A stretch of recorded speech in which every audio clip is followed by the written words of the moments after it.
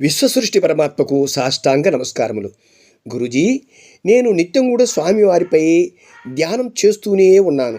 కానీ దర్శనం మాత్రం నాకు లభించటలేదు. అవును, లభించదు. ఎందుకంటే నువ్వు ధ్యానిస్తున్నావు, నీ మనస్సు అక్కడ ఉండటలేదు. నీ పరిసర వాతావరణం మొత్తం కూడా అపరిశుభ్రంగా ఉన్నందున నీ చుట్టుపక్కల ఉన్నటువంటి వస్తువులన్నీ కూడా చెల్లాచెదర ఉన్నది. ఒక ప్రజావేదికకు వెళ్తున్నావు, అక్కడ ఒక కుర్చీపై పిట్ట రట్టె వేసింది. కానీ వాటిపైన కూర్చుంటావా? నువ్వు కూర్చోవు. అందరూ వాటిని చూసి ప్రక్క కుర్చీలో పోయి కూర్చుంటారు, కానీ ఆ కుర్చీలో ఎందుకు కూర్చోవట్లేదు? అది అపరిశుభ్రంగా ఉన్నాయి కనుక.